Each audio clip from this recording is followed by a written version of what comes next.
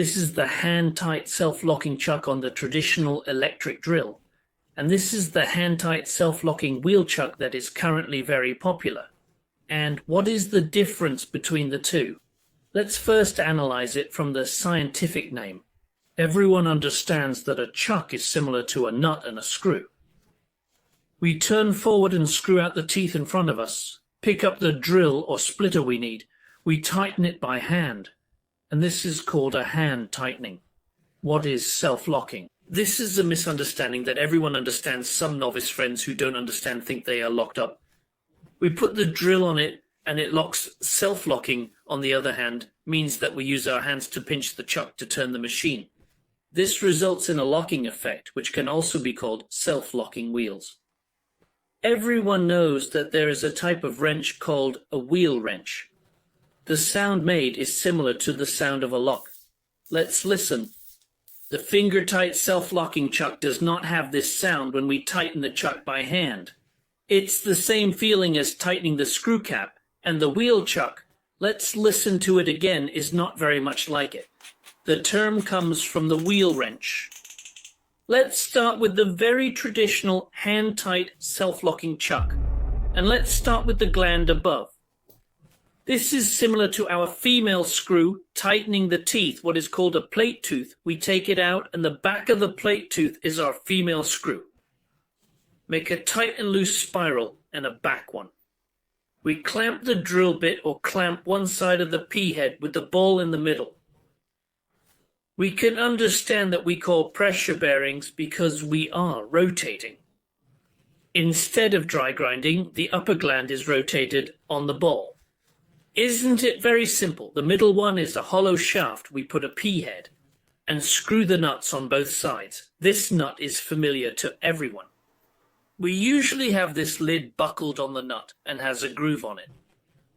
After tightening, we clamp the P-head like a normal wire and loosen the plate teeth. There is no difference in the essence of the P-head to the wheel chuck, but some improvements have been made on the accessories above. Let's see what improvements there are. First, tighten exactly as you did just now.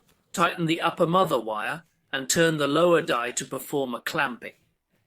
After returning, we took out the mother wire on top, and there was an extra layer of iron cover on top of the mother wire. It's exactly the same as the iron lid we just talked about.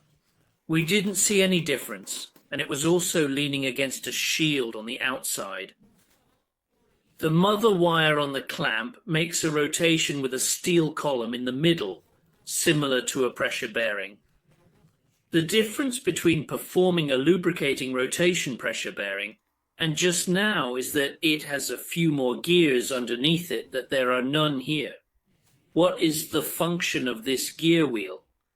We heard the clatter and cluck.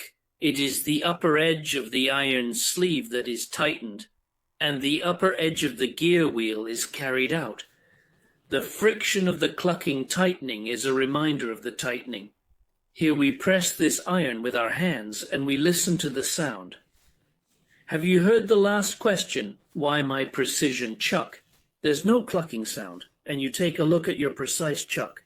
Is it 10 mm, 10 mm, 10 mm? Has a high probability that there is no sound. Why we know the 10 mm precision chuck? The holding capacity is only 10 mm, and the formation of the teeth is very short. When we tighten it, the teeth are very short and we may not be able to hear the sound. Or you can hear only a click, which is only 13. Its teeth form longer, and when locked, the number of turns tightened below is relatively high, so you can hear a clucking sound and a high probability of 10 mm. You can't hear it. Let's now take a look at the sound of the panya.